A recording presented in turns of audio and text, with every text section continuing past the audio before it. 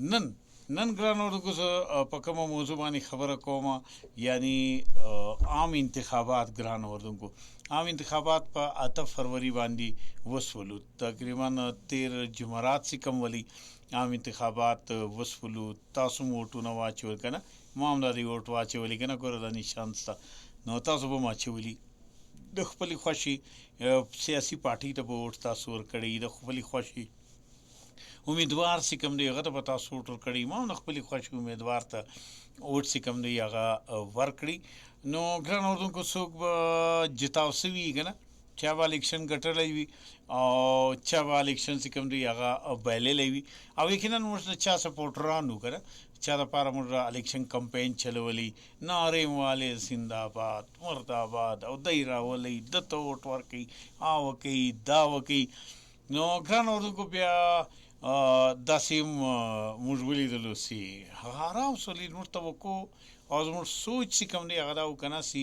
زه د چا دپاره کار کوم، کوم امیدوار دپاره، هغه امیدوار چې کوم دی هغه به په الیکشن کې کامیابي ترلاسه کوي. خو دومره غټ غټ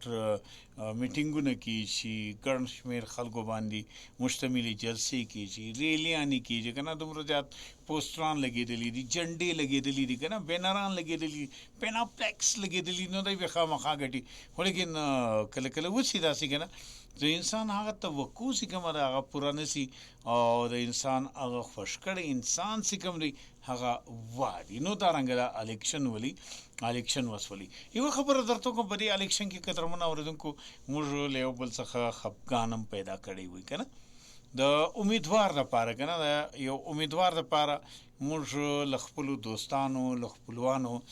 له دغو څخه موږ خفګان چې کوم دی هغه پیدا کړی، ناراضګیانې چې کومې دي هغه تر منځ راغلي ولي. خو زه نن د دې خپرونې په توسط سره تاسو ټولو ته دا وایم چې راسئ ختم کړو هغه ناراضګیانې،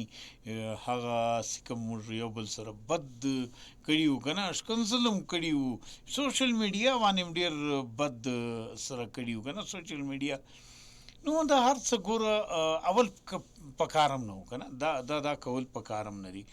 الیکشن ګران اردوونکو، د مینې محبت په توګه باندې که موږ وکړو که نه، د یو بل عزت او احترام وساتو، د یو بل د جذباتو احترام وساتو، ځکه دا خو یو ووټ دی که نه، ووټ موږ ورکوو په هغه تاریخ باندې. نو څه کوم امیدوار زما خوښ امیدوار وي هغه ته به زه ووټ ورکوم، او هلته چې کله زه ووټ اچوم نو یقینا چې هلته څوک هېڅوک هم ما نه ویني که نه، زه لیویاز یم او زه سټیمپ لګوم، دا هر څه کوم. نو د خبرې مقصد مې دا دی چې موږ هسې په فالتو کې د یو بل زړونه مات کړي دي، د یو بل څخه مو ناراضګیانې سوي دي، له یو بل مو خوا بده کړې ده، دا هسې فالتو کې وو، دا بالکل غلط ولو. دا هر څه داسې کول چې کوم دی هغه نه وو په کار موږ ته. بهرحال څه وسو، که اوس هم څوک ناراضګیانې سره لري، خفګان سره لري، نو زه هغو ته دا وایم چې راسئ هغه خفګان، هغه ناراضګیانې، دا هر څه چې کوم دي دا موږ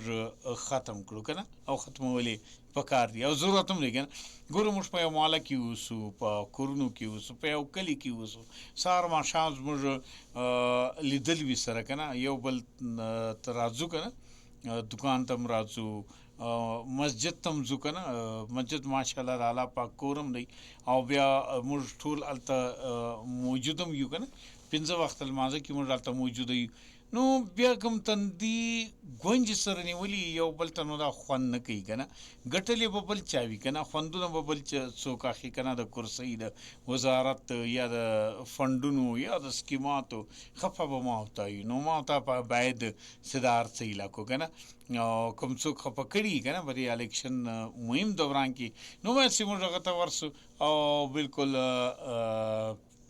تر غاړو اوسو که نه، ګران اردوونکو، خوشحالي کو که نه، بېرته هغه ښه تعلقه، ښه سلام، دعا، دوستي چې کومه ده هغه جاري وساتو.